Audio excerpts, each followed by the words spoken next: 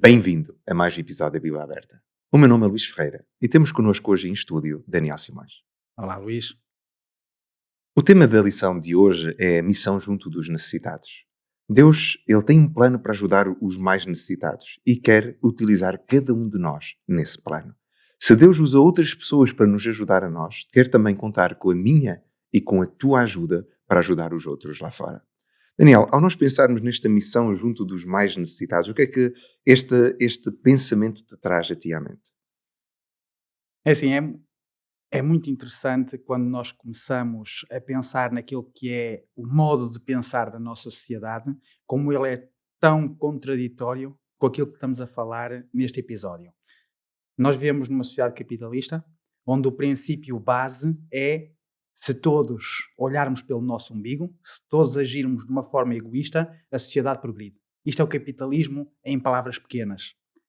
E, no entanto, quando entramos nesta temática, o que nos está aqui a desafiar, no fundo, é um verdadeiro paradigma. Vai dizer que se eu sendo egoísta, eu querendo o melhor para mim, eu consigo fazê-lo se quiser o melhor para os outros. Nós vimos no episódio passado que, com a história do bom samaritano, como o fazer o bem a Cristo é fazer o bem a alguém. E foi assim que conseguiu sentir-se bem com o ato. E agora aqui é quase como estarmos a pensar, como é que eu, para ser bem-sucedido, como é que eu, para ter aquilo que é o que eu quero, que é para herdar a vida eterna, o que eu tenho que fazer é tudo menos para mim.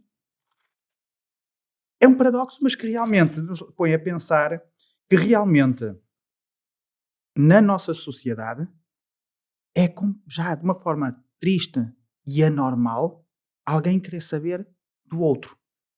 E se mais não pensarmos assim, a questão é: qual é a percentagem de fotografias na internet que são selfies? É muito grande. É muito grande. Se calhar até a maior percentagem nos A dias de maior hoje. parte das fotografias tem que sempre incluir o eu estar na fotografia, ou o que eu estou a fazer, o que eu estou a comer, o que eu estou a visitar, e parece que todo mundo gira à volta do eu. E temos aqui Cristo a dar um desafio: se queres herdar a vida eterna, então age como está escrito. Amas a Deus, então ama também ao teu próximo. E o E quando próximo? amares o teu próximo, estás a herdar a vida eterna. É um grande paradoxo, mas que realmente nos põe a pensar, não agora como falávamos no último episódio sobre o nosso futuro, mas sim sobre o nosso presente. O que é que eu estou aqui a fazer hoje? Porque se nós fôssemos falar do passado, íamos ter que falar das múltiplas e variadas teorias que existem sobre a origem do planeta, em que há posições muito extremadas, quer estejamos no contexto cristão e bíblico, ou se estivermos num contexto ateísta. Não digo científico, porque há ciência também Sim, sim. na parte bíblica. Eh, em relação ao futuro, falámos no episódio passado, que o que eu quero é realmente haver uma continuidade, que eu não morra. Mas agora, quando chegamos à parte do que é que eu estou aqui a fazer e como é que eu hoje posso agir para poder ter futuro, então entra esta parte segunda do que tivemos no outro episódio. Como é que é isto de amar o meu próximo? Como é que eu destroco isto Em trocos. Ou em, no meu dia a dia? sim, O que é o amar o meu próximo? sim. Daniel, antes de começarmos a responder essa questão, que acho que vamos abrir o texto de Lucas, capítulo 5, 17 a É o 26, texto para base de hoje, sim começar. senhor. Hum, eu achei interessante aquilo que estavas a partilhar. E é verdade, quando nós pensamos sobre aquilo que é o nosso conhecimento e nós temos consciência daquilo que Deus pede de nós, até que ponto é que nós estamos a praticar? Se nós somos denominados cristãos nos nossos dias, nós vemos que no tempo de Jesus, ou logo a seguir à morte de Cristo, os cristãos não eram chamados de cristãos. E a primeira vez que eles foram chamados em cristãos aparece em Atos capítulo 11, em Antioquia, que foi quando o Barnabé e outros estavam na altura a pregar o Evangelho, a exortar as pessoas, estavam preocupadas com as suas necessidades. E houve alguém que olhou para eles e disseram: Olha, estes são cristãos. Ou seja, o cristão é um pequeno Cristo. Quer dizer que Eles conseguiam ver a forma de falar, a forma de agir, a forma de ser. Eles conseguiam olhar para aqueles discípulos e dizerem assim: estas pessoas parecem-se com Jesus. E é interessante que isso foi como os outros Eles conseguiram viam. identificar, mas também é interessante pensar qual era a autoidentificação desse grupo. Se eles identificavam-se como os do caminho. E é interessante pensar que aqueles que, no fundo, se portavam como alguém que era discípulos de Cristo, aqueles que aprenderam de Cristo, tinham a sua vida não como alcançar um determinado sítio, mas sim o percorrer um determinado caminho. Não era algo que eu pudesse dizer, como temos hoje no nosso português, e o nosso português limita um bocadinho a compreensão, às vezes, de algumas passagens. Não era o chegar a uma determinada meta, e até falámos disso no episódio passado, mas era o processo que nos leva até chegar a esse destino que está o verdadeiro valor. E o que nós vamos ter aqui neste texto que nós temos para este episódio e nesta ideia do ajudar o nosso próximo é que não está o quantas pessoas ajudei, para onde fui, o que é que eu fiz, mas sim se respondi ou não respondi àquilo que foi aparecendo ao longo do meu caminho. Ao desafio que me foi apresentado. Exatamente. E hoje vamos ver aqui, vamos começar por ver e analisar este episódio de Lucas capítulo 5, 17 a 26, onde nos fala sobre a intervenção de alguém ou de um grupo de amigos para com alguém que estava a sofrer. Eu se calhar posso ler até estes pequenos Sim, versículos sim. do 17 ao 19 que diz-nos assim: Ora aconteceu que num daqueles dias estava ele ensinando e achavam-se ali sentados fariseus e mestres da lei, vindos de todas as aldeias da Galileia, da Judeia e de Jerusalém. E o poder do Senhor estava com ele para curar. Vieram então uns homens, trazendo em um leito um paralítico, e procuravam introduzi-lo e pô-lo diante de Jesus. E não achando por onde introduzi-lo por causa da multidão, subindo ao eirado, o desceram no leito, por entre os latrilhos, para o meio diante de Jesus. Nós vemos aqui estas pessoas que nós chamamos os amigos do paralítico. Porque, na verdade, eles tiveram uma atitude de compaixão. Nós não sabemos qual era o tipo de relacionamento que eles tinham com o paralítico. Não sabemos se eram amigos, se eram vizinhos, se eram apenas conhecidos, mas vemos que alguém notou a necessidade de uma pessoa e todos se juntaram para levá-lo a Jesus. A primeira pergunta que podíamos colocar é: então porquê é que eles levaram a Jesus e não ao médico ou não a outro local este homem? É assim, é muito interessante quando nós vamos olhar para estes amigos e vamos ver que, primeiro, eles antes de fazer o que quer que seja, já eram descritos como amigos daquele homem. Portanto, certamente, pessoas que conviviam e que se calhar no dia a dia já eram aquelas pessoas que acudiam quando este homem necessitava de ajuda.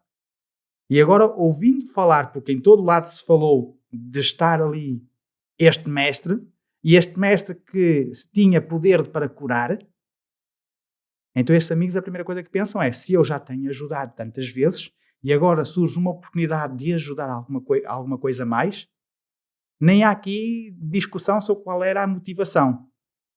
Surge uma oportunidade para ajudar, vamos ajudar e vamos fazer esta viagem.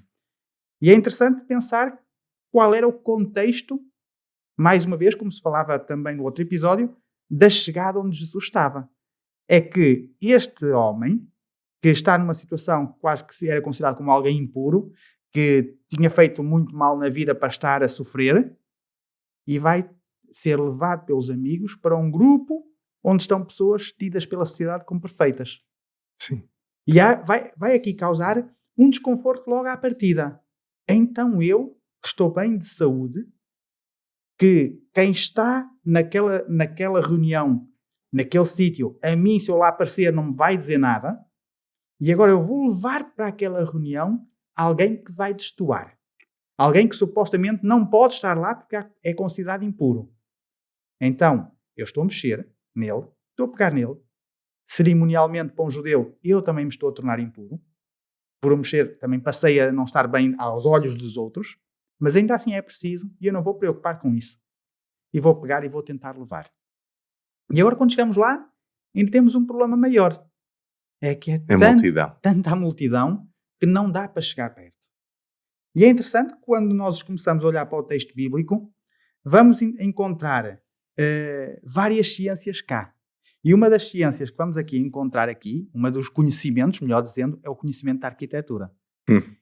Esta passagem dá-nos uma noção como é que era a casa onde Cristo estava a ensinar. Porque quando nós chegamos ao verso 19, Falando dos fala, ladrilhos. subindo ao eirado, nos dias de hoje, quando nós pensávamos numa casa antiga com uma eira, a eira estava do lado de fora da casa. O local onde se debulhava o trigo, onde se fazia a preparação da espiga de milho. Mas aqui, afinal, esse eirado não está à frente da casa. Está em cima. Então podemos dizer que se calhar aos dias de hoje podíamos chamar-lhe um terraço. Então eles subiram ao terraço e desceram por entre ladrilhos. É engraçado que quando nós vemos até desenhos animados sobre este episódio, o que normalmente se desenha é quase como a desmontar um telhado. E o que nós temos aqui relatado é que está a ser furado um pátio. Ou a ser retirado, É aqui quando nós entre falamos... aspas, as telhas. Não, Ou... é que quando falamos em ladrilhos, estamos a falar na construção. Bastava nós irmos aos anos 50, a construção de vigas de madeira, Uhum. que tem uma cobertura e tem uma quadrícula que é compactada de maneira a que possam andar pessoas em cima. E estes homens vão desmontar literalmente uma placa de um terraço. Ou parte, não é? Não é propriamente um trabalho fácil. Não. Porque se nós... A primeira ideia que nós pensamos é era um telhado de palha, aquilo era afastar uns raminhos e... Não. Eles, além de terem que subir uma escada com alguém numa maca, por si só já não há de ser nada simples, ainda têm que desmontar um terraço. E aqui o que me choca bastante, Daniel, é o facto de, na multidão, ninguém se ter desviado para deixar passar alguém que estava numa cama. Falavas sobre o egoísmo que às vezes nós nesta sociedade vivemos e vemos que ali, se fosse nos nossos dias e alguém quisesse trazer-se, eu acredito que aquele lugar que havia até para as pessoas com deficiência ou com alguma dificuldade de locomoção, aqueles lugares que nós temos especiais, até também estariam ocupados, mas por alguém que queria de alguma forma estar presente e não se iria preocupar com aqueles que pudessem vir e precisar mesmo do lugar. Nós temos uma imagem muito interessante no cotidiano das grandes cidades, que é muito fácil de nós compararmos isto. Qualquer um que nos ouve, basta imaginar um comboio na hora de ponta. Hum. Os comboios na hora de ponta também têm lugares reservados para pessoas com deficiência física. Agora, quando este comboio está cheio, como é que faz esta pessoa com deficiência física para chegar ao lugar reservado, se ela nem sequer consegue entrar? É quando o comboio está cheio, para essa pessoa chegar ao lugar que está reservado para ela, alguém tem que sair. E não é só sair do lugar, é preciso sair do comboio. E o que se passava aqui era exatamente a mesma coisa. Todos estavam lá para ouvir o grande mestre falar e pregar. E ver o que o grande mestre dizia e ver o que ele fazia. Mas o problema é que para um homem numa maca entrar, se calhar 4 ou 5 pessoas tinham que sair. E abdicar da sua posição privilegiada de estar lá dentro, ainda que de pé, ainda que num cantinho da casa, mas tinham que abdicar do seu lugar. Repara que é esta multidão que impede o homem de chegar até Jesus. E às vezes nós podemos ver que, tal como este homem, também pode ser a multidão dos nossos dias que podem impedir as pessoas de chegarem a Jesus. Podem ser os nossos preconceitos, podem ser às vezes as nossas ideias. E aqui nós vemos E era este uma caso. multidão de crentes. É isso, que às vezes temos visões mais legalistas ou demasiadamente próprias, nem tanto alicerçadas na palavra de Deus. Mas vemos 2 episódios, tanto este do paralítico como o de Zaqueu, e Zaqueu teve que subir a uma árvore para poder ver Jesus, quem era Jesus, não é? Esta era a questão dele. E vemos este paralítico que também queria ir a Jesus e que é impedido por aqueles que acreditavam que estavam lá à procura dele. E isto deve-nos trazer alguma forma de reflexão a nós, que às vezes podemos ser nós também, como pessoas que estamos tão centrados nas nossas opiniões, na nossa vida ou até nos nossos interesses, que podemos pôr de parte os interesses daqueles que também estão à procura de Jesus. Veja que às vezes até uma igreja pode estar tão focada nas suas próprias atividades e no desenvolvimento daquilo que é a sua fé, que se pode esquecer da sua pertinência, da sua importância no local onde ela está. E uma igreja pode ser uma igreja, mas ser totalmente irrelevante para a sociedade onde ela está a viver. E isso, se calhar, devia nos chocar quando nós pensamos na igreja e nós nos perguntamos qual é a pertinência. Se a igreja desaparecesse de um dia para o outro, quem é que isso sentir falta? O que é que ia mudar na cidade onde ela se encontra? E vemos aqui esta multidão de pessoas que estavam a seguir Jesus, era a multidão dos seguidores que impedia as pessoas de chegarem a Jesus. Sabes que nós, infelizmente, estamos demasiado ocupados com as nossas palas. A maior dificuldade que nós podemos enfrentar quando falamos de ajudar o próximo é o de não olhar. Sim, Nós vemos numa sociedade que cada vez anda mais rápido, cada vez as coisas acontecem com uma cadência mais acelerada. Basta nós pegarmos na nossa televisão e vermos um programa qualquer de há 10 anos atrás para rapidamente dizermos isto é tão lento, porque para a televisão de hoje em dia captar a nossa atenção, a sequência de imagens tem que ser cada vez mais rápida, porque caso contrário não nos chama a e atenção, a duração dos programas? cada vez mais curta, de maneira a que possamos estar a trocar de assunto rapidamente, e nós acabamos por ter um chamado à nossa concentração tão grande que parece que tudo aquilo que é o que está à volta começamos a perder. E um exemplo muito giro para isto é quando nós pensamos naquilo que é o trabalho de um astrónomo. Um astrónomo, quando decide que vai observar os corpos celestes, é ensinado de uma característica muito simples da nossa visão. A nossa visão periférica é melhor do que a nossa visão central. Simplesmente tem mais área. Hum, Mas, no entanto, nós somos daqueles que no nosso dia-a-dia só queremos ver direto para as coisas e não queremos saber do que está à volta. E esquecemos que é quando nos deixamos olhar para as coisas que estão à volta que vemos melhor, que sim. temos mais alcance. E assim como isso acontece em relação ao olhar para cima, para os céus, acontece também na nossa vida do dia-a-dia. Nós muitas vezes chegamos ao fim do dia e podemos até pensar, eu não tive ninguém para ajudar, não me apareceu nada para fazer. E se calhar É um eu, momento. eu esqueci foi tirar as palas durante o dia. Ou então, de ser esse momento, então já cheguei a casa, já estou disponível, são 8 da noite, o que é que eu vou dedicar o meu tempo, não é? Antes de eu dormir, em que é que eu posso ser útil para alguém? Vivemos numa sociedade em que vemos muitas pessoas sem abrigo. Eu tive a oportunidade de trabalhar com os sem-abrigo durante alguns anos, num dos locais por onde eu passei, e é impressionante aquilo que são as necessidades, as lutas, as dificuldades. E a sociedade dos nossos dias, ela vive muito ao chegar a casa, coloquei os meus chinelos e já está bom. Já não preciso fazer mais nada agora. Eu quero relaxar para depois conseguir dormir.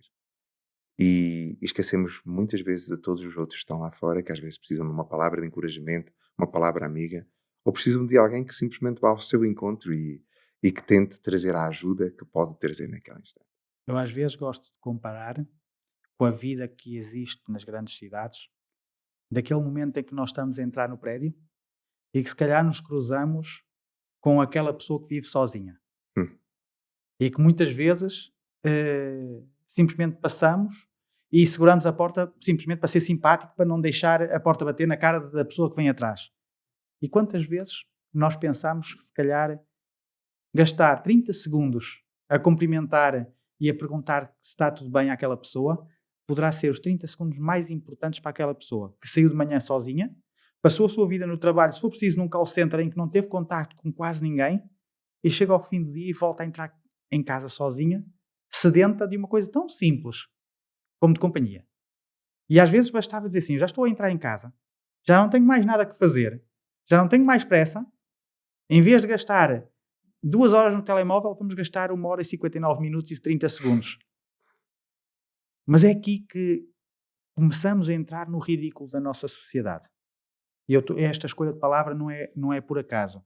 Porque nós vivemos numa sociedade onde queremos ir para um ginásio, para estar lá 1 hora, a correr, mas o carro tem que ficar no lugar que está mais perto. mais perto.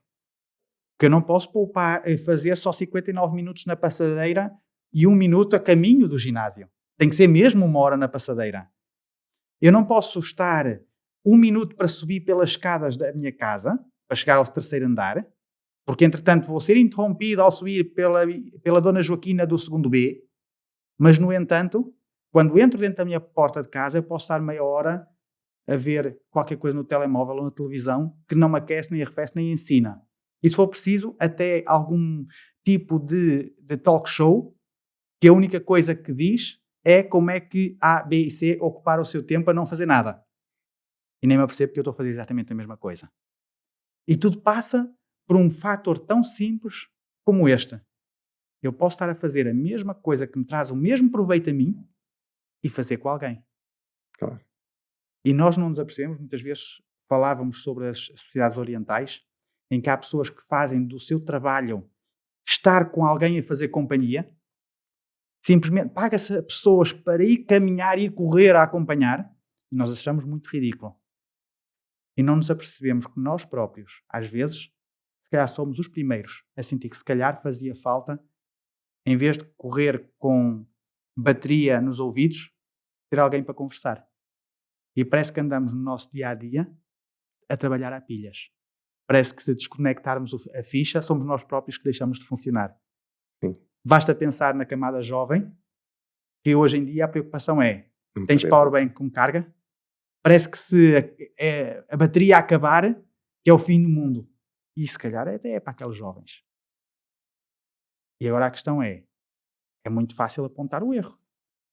E agora, se isto é uma necessidade, o que é que eu posso fazer para contrariar Tudo isto. tudo isto?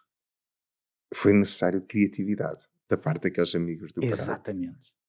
E ao olharmos para essa criatividade, nós vemos o próprio Jesus que, quando vê o paralítico a descer, a declaração do versículo 20 diz: E vendo-lhes a fé, Jesus disse ao paralítico: Homem, os teus pecados estão perdoados. Incrível.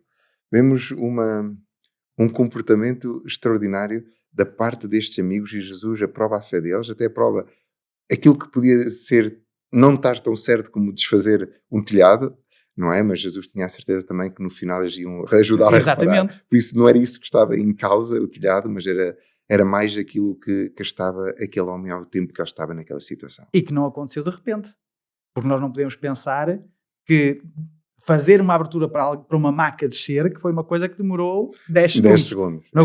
Teve que haver ali um momento, se calhar dos momentos mais difíceis para qualquer apresentador, seja do que for, são os momentos do silêncio. Jesus certamente teve que a certo momento parar para, ao verem as coisas a caírem-se na cabeça, e ver o que é que, caíam. está a acontecer. Exatamente. E agora, se me permites a pergunta, e por que raio é que vai alguém levar um paralítico querendo ajudá-lo, e a resposta de Jesus para aquele paralítico tem tudo menos falar sobre o estado de saúde? Sim, mas antes ainda de ir a essa pergunta, Daniel, eu penso que seria importante aqui de abrirmos um parênteses. Eu nem penso que seja um parênteses, porque acho que vamos estar a falar sobre a mesma coisa. Vemos estes 4 amigos a olharem para alguém que necessitava de ajuda e a levarem-no a Jesus. Agora, aqui podemos ver a importância que os amigos têm de levar os seus amigos a Jesus. Eu acho que um verdadeiro amigo é aquele que procura levar alguém a Jesus, porque reconhece a importância que Jesus tem para a vida dos seus amigos. Agora, ao olharmos para isso, se calhar podíamos refletir um pouco sobre o modo como é que nós podemos levar alguém a Cristo. Nós somos chamados a nos preocuparmos com as pessoas, com as suas necessidades, que podem ser os nossos amigos, familiares, vizinhos, colegas de trabalho, conhecidos. Nós somos convidados a preocupar-nos com elas e expressar esse mesmo amor que Jesus demonstrou para connosco. Foi isso que as pessoas que chamamos amigos do paralítico fizeram. Agora, aqui podemos abrir este parênteses na história e refletirmos em conjunto um pouco, então, como é que nós podemos levar pessoas até a Jesus. Sim, é interessante que quando nós vamos olhar a estes amigos não correram a falar de Bíblia, não correram a falar Jesus disse isto ou aquilo outro. Estes amigos correram a ajudar. E se calhar a parte, e há bocado dizíamos isso, há pouco ainda, a parte mais difícil, o primeiro passo que eles tiveram foi darem-se bem com aquele paralítico. Eles não levaram a Cristo uma pessoa que era desconhecida. Não levaram a Cristo alguém que tinham acabado de conhecer. Eles já eram seus amigos. E fazendo um bocadinho o raciocínio inverso, eles para levarem alguém a Cristo, eles tinham que ter a confiança para que essa pessoa se deixasse levar. Para ter confiança, tinha que ser alguém que estivesse presente e ajudasse. E para estar a ajudar, era preciso agir de forma bondosa, de forma simpática. E para agir dessa forma simpática, era preciso estar lá. E se nós formos, às vezes é muito fácil nós pensarmos nas escadas desde o primeiro degrau. Mas às vezes é preciso olhar para a coisa difícil, parece longínqua, parece muito elevada, e começar devagarinho a desmontar o problema. E vamos ver que cada passo exige outro. Até que vamos chegar a um tão básico. Não, mas isto é básico. Pois, mas é esse tão básico que normalmente faz falta e que não existe. E a primeira coisa, esse primeiro passo, era simplesmente estar lá. E quando nós vamos a falar do fazer bem ao próximo, como falávamos no episódio passado, a primeira coisa era parar e estar ao lado de quem estava a precisar. E olhar. E quando olha, logo a seguir então vem o ou não querer saber ou interessar-me no assunto. Então, se eu estou no local, olho e me interesso, eu vou começar a criar empatia. Vou começar a criar relação. Depois de criar a relação, então começa o caminho da amizade. E quão palavra difícil é esta? Porque hoje em dia é muito fácil ter conhecido. E temos amigos no Facebook, não é? Ou no E Instagram. ter amigos no Facebook. No Instagram já se chama seguidores, não são amigos. O que lança também outra questão. O que é ser amigo? É que é uma palavra que, se nós andarmos 20 anos para trás, nós distinguíamos conhecidos de amigos, e parece que agora, quando olhamos nas redes sociais, parece que são sinónimos agora. Eu aceito como meu amigo porque conheço. Mas às vezes até os desconhecidos. E às vezes até os desconhecidos, e são amigos na mesma. Sim. Agora, ao mesmo tempo que não é verdade isto que estamos a dizer, no significado das palavras, ao mesmo tempo era o que era suposto ser. O que era suposto ser é que eu não tenho amigos. Eu ou sou amigo ou não sou. Porque a amizade não é uma coisa que se tem. Eu não posso dizer que possuo um amigo. Ele é outra pessoa, não é minha. Mas o ser amigo só depende De nós. de nós próprios. Exatamente. E estes amigos, eles eram amigos. Eles não pertenciam àquele paralítico. E porquê é que eu sei que eles eram amigos? Porque quando surgiu uma necessidade e eles viram que havia uma possibilidade de solucioná-la, eles esqueceram o seu dia-a-dia, deixaram provavelmente as suas famílias e tocaram a carregar e ocupar um bom tempo a desmontar, sabendo que a consequência de desmontar um telhado era voltar a ter que o montar. Porque ninguém ia deixar de cobrar o arranjo à casa. Assim como também no último episódio, quando falávamos do samaritano que deixou ficar dinheiro para pagar a estalagem, ele deixou o dinheiro? Pois claro que sim. Porque o ajudar, naquele momento, implicava que se ele tinha que se ausentar para continuar as suas tarefas, não tinha que permitir que alguém pudesse fazer. Era ele que era o garante. Isto leva-nos a pensar. Na nossa sociedade, nós temos sem-abrigo, como dizias há pouco, temos pessoas que estão solitárias, temos velhinhos que passam dias e dias e semanas sozinhos e abandonados em terceiros e quartos andares de prédios em que essas pessoas nem sequer conseguem descer à rua porque não têm o obstáculo chamado escadas. E, no entanto, nós vamos fazer manifestações a dizer a Segurança Social tem que fazer mais. E a questão é, mas quem é que tem que ser amigo? Não é uma instituição que tem que ser amiga. As amizades são pessoas. Se calhar está na hora de pensar que nós temos alguma coisa a fazer porque simplesmente perdemos tempo a dizer sim, eu vi que é necessário. Fazer o que eu posso, o que está ao meu alcance, quando é necessário, não é quando me dá jeito.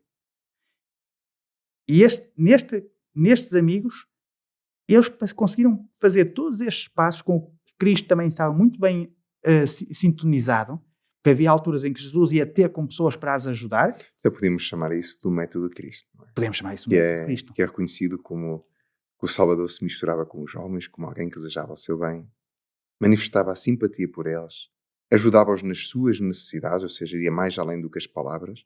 Vemos Jesus muitas vezes a perguntar: o que é que queres que eu te faça? Exatamente. Não é? Ganhava a sua confiança e só depois é que dizia: segue-me. E eu acredito que os passos que tu referiste ainda há pouco, eles vêm corroborar com estes 5 passos daquilo que São era os o mesmos. método de Cristo, não é?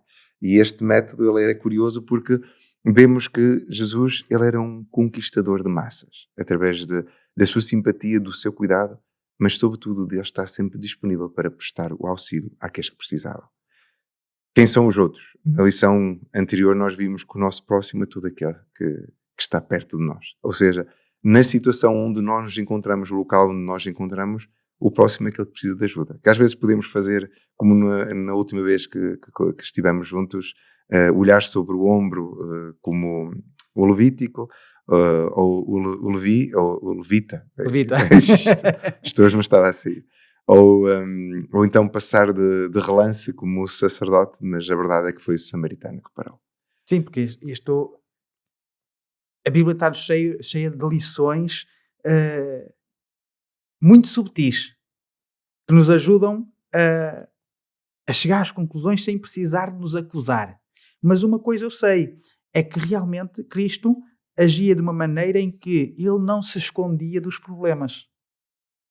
Se ele sabia que naquela rua iam aparecer pessoas com necessidades, ele não escolhia outro caminho. Ele ia para onde tinha que ir. E tudo aquilo que aparecesse pelo caminho, ora, aí estão boas oportunidades para ajudar. E às vezes Jesus até tomava esses caminhos porque sabia que iam aparecer pessoas que tinham necessidade.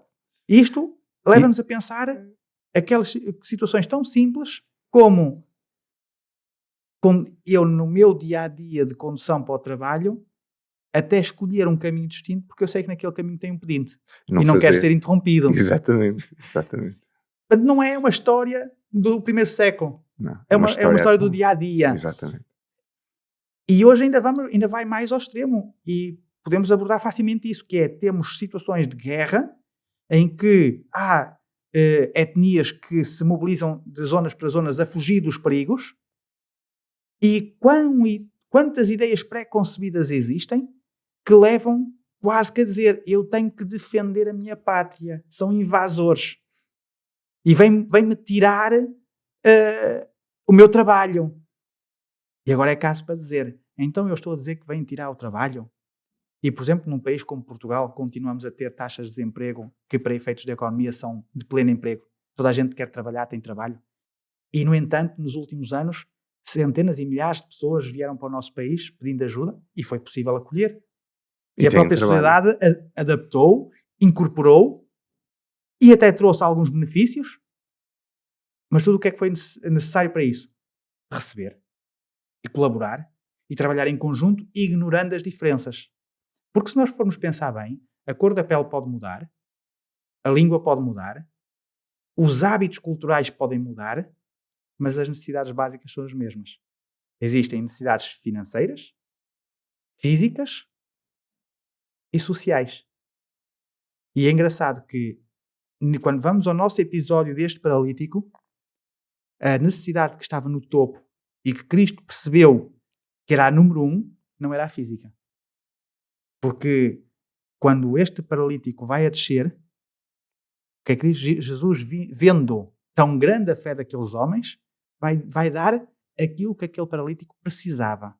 Não que toda a gente via e parecia que precisava. Vai começar, perdoados estão os teus pecados. Porque Cristo sabia que no meio daquela sociedade, o estar doente não era a pior coisa. A pior coisa era o sentimento de culpa que vinha atrás de quem estava doente. Na cabeça daquele homem, há tantos anos que ele já estivesse naquela circunstância, ele estava doente porque transportava um pecado que o tornava impuro o tempo todo. E aquilo atormentava-o. E agora quando chega o mestre e diz, os pecados estão perdoados, podemos ver, e é algo que nos dias de hoje ainda é mais fácil ver, pessoas que têm deficiências e que continuam a ter uma vida ativa e serem excelentes produtores para a sociedade. Este homem não conseguia porque estava preso no sentimento de culpa, estava deprimido. E o Cristo vai-lhe tirar já não precisas estar deprimido. Não precisa estar Mesmo que, mais triste, não é? mesmo que estejas nessa circunstância, esse peso eu tiro-te. E é engraçado, como todas as pessoas que estão lá à volta vão questionar a ação de Cristo. É, porque normalmente quem é que pode perdoar pecados? Aqui estávamos a falar de pecados de um homem que não tinham sido contra Jesus, pessoa. Então nós só perdoamos alguém que nos faz mal a nós. Não podemos perdoar alguém que fez mal a outra pessoa. Isso não nos pertence a nós. E vemos Jesus a declarar-se como aquele que pode oferecer o perdão a este homem. E ao fazer isso, ele não só o liberta, como o permite encarar a verdade sobre ele mesmo, ou seja, o valor que este homem, que ainda está acamado, ele tinha. E é curioso que Jesus vê a fé destes amigos do paralítico e volta-se para este homem e diz: os teus pecados estão perdoados. Ou seja, não precisas carregar mais isso. Não precisas de continuar preso e a esses grilhões que te trazem a culpabilidade, o pecado, as consequências daquilo que tu estás a viver, mas podes a partir de agora recomeçar de novo. Isto foi estranho para aqueles que estavam ali a ouvir. De certeza absoluta, porque havia todo o. Lá está a visão de Palas. A primeira coisa que vem à cabeça quando alguém diz perdoados estão os seus pecados é ninguém pode perdoar senão Deus, portanto, este homem é um pecador tremendo, está a blasfemar contra o nome de Deus. Nem sequer se colocou hipótese B ou C ou D. Aquilo que era o pensamento geral foi o pensamento assumido. E o que vai acontecer logo a seguir, vai acontecer um milagre de cura, vai ser dito mesmo logo por Cristo, de uma forma simples. Olha, o que é mais fácil? É dizer que estão perdoados os pecados ou dizer a este homem que não pode andar para andar? E vai acontecer um milagre, levando a que sejam, mais uma vez, os ouvintes que façam a conclusão de raciocínio e não ele. Sim, porque Jesus ao dizer ou isto, então para que saibais que isto é a realidade, ou Porque seja, eu para que, posso, seja, que eu que eu posso, posso perdoar os pecados, então vou curá-lo. vou Ou fazer a seja, parte mais eu difícil. mostro as duas. É difícil porque para o homem era impossível naquele instante trazer a saúde àquele paralítico, mas para Deus também não era fácil trazer o perdão àquele homem. Por isso era necessário o sacrifício de Jesus. E ele era o único que estava ali em medida de dizer, efetivamente, os teus pecados são perdoados. É muito... E eu puxo, pronto, a minha área de formação, eu puxo essas imagens. Uma das frases bem conhecidas no mundo económico é que não há almoços grátis. Da mesma forma, também não há salvação grátis. Não há nada no campo espiritual que possa dizer a salvação é fácil. Quando o pecado aconteceu, houve a necessidade de cumprir uma promessa. E a promessa era: o salário do pecado é a morte. E isso era uma certeza, era uma regra. Quando o pecado existiu, a morte era inevitável. Portanto, a salvação nunca ia ser gratuita. Alguém teria sempre que cumprir com a penalidade. E o que Cristo veio fazer à Terra é uma forma muito simples de apresentar, como a regra 3 simples. Muito conhecida na matemática. Se houver jovens que nos estejam a ouvir da idade do ensino secundário, isto vai lhes chamar a atenção. Porque a regra era simples. Pecado cruza com morte. O Espírito, Cristo, vira com a vida. Mas a regra 3 simples diz que eu posso juntar em cruz, em que do pecado vai dar acesso à vida e de Cristo vai dar acesso à morte. E foi isto que aconteceu. É que Cristo uniu-se à morte para que a vida ficasse livre para aceder ao pecador. Não saiu de borla, simplesmente foi pago por outro. E o que aconteceu com este paralítico era exatamente isso que Cristo estava a dizer. Eu posso dar o perdão porque sou eu que vou pagar por qualquer coisa que ele tenha feito. Por isso eu sou capaz de dar até a saúde a ele. Posso dar-lhe tudo. que eu também tudo paguei. E isto abre a porta para uma ligação entre este episódio, entre este estudo e aquilo que fizemos no último episódio, que é pensar que há uma ligação que pelo próprio Cristo foi dito entre o que é a relação entre mim e Deus e a relação entre mim e o meu próximo. Eu vou pegar em Mateus 25, quando a dado momento Jesus começa a distinguir quem é que iria ser salvo e quem não iria ser salvo. E a dado momento, Jesus vai chamar aqueles que fizeram o bem e diz: porque eu tive fome e deste-me de comer, tive sede e deste-me de beber, fui forasteiro e me hospedaste. E continua por aí à frente, Mateus 25, 35, 36 e 37. E as próprias pessoas salvas que ouviram isto perguntam: mas quando é que isso aconteceu? Eu nunca te tive à minha beira, não vivi contigo para te ajudar. E Jesus vai dizer: quando fizeste a um pequenino, quando fizeste ao teu próximo, era a mim que estavas a fazer. E em relação aos que não estavam salvos, a mesma coisa, mas no inverso. Não me alimentaste quando tive fome. Mas quando é que eu não fiz isso? Quando tiveste ao teu lado alguém que tinha fome Não deste e não comer. fizeste. Isto leva-nos a pensar uma coisa tão simples qual é o momento para eu ajudar? Qual é o momento que eu devo ocupar para ajudar o próximo? No momento em que seja preciso. Não é quando eu vou pôr na minha agenda e este é o momento para ir fazer ajuda humanitária. Não sou eu que defino quando é que é o momento para fazer a ajuda humanitária. É quando ela é necessária. No meu dia-a-dia pode ser, ao meu lado, um pedinte da minha nacionalidade. Pode ser uma mamã estrangeira com um filho ao colo, que eu muitas vezes tendo a dizer: ele não precisa estar aqui a fazer negócio. Sei lá eu. Como é que eu posso saber se ela realmente precisa ou não? Lá vamos ao método de Cristo. Se eu misturar, ganhar a confiança, Me preocupar. conversar, conviver, então eu vou ser capaz de identificar as necessidades. E aí eu vou poder ajudar com toda a confiança. Porquê? Porque comecei como Cristo ensinou. Misturando-me, convivendo, ganhando simpatia. E se eu fizer isso, posso ter a certeza que aquela pessoa vai estar aberta a ouvir o que então eu lhe tenha para dizer. Não adianta eu estar a pensar que vou conseguir fazer muita coisa a pessoas com barriga vazia. Nem sempre estamos prontos para escutar. E se calhar um dos desafios é de nós irmos exatamente ao encontro das necessidades dos outros.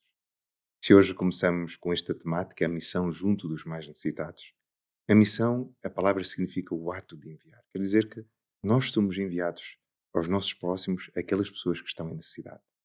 Falamos sobre a necessidade, às vezes, do perdão que as pessoas têm na sua vida, um fator que muitas vezes traz a culpabilidade, traz a tristeza, muitas vezes difícil e está na origem, se calhar, de muitas das doenças mentais dos nossos dias. Quem sabe você possa ser uma bênção para aqueles que estão à sua volta. Quem sabe os seus ouvidos, as suas palavras possam encorajar, possam animar e possam trazer a ajuda necessária àqueles que estão consigo. Por isso, esta semana, por que não? Procurar alguém especial, alguém que se calhar vive no seu prédio ou é seu vizinho, alguém por quem passa todos os dias ou que esteja até no seu trabalho. E ter o cuidado especial de ir ao encontro dessa pessoa que pode-se parecer que está triste, está a sofrer ou está com alguma necessidade e tomar o tempo de escutar. Tomar o tempo de praticar este método de Jesus e de se preocupar com os outros que estão à sua volta, trazendo-lhes aquele que é a solução. É Jesus. Até ao próximo episódio da Bíblia Aberta.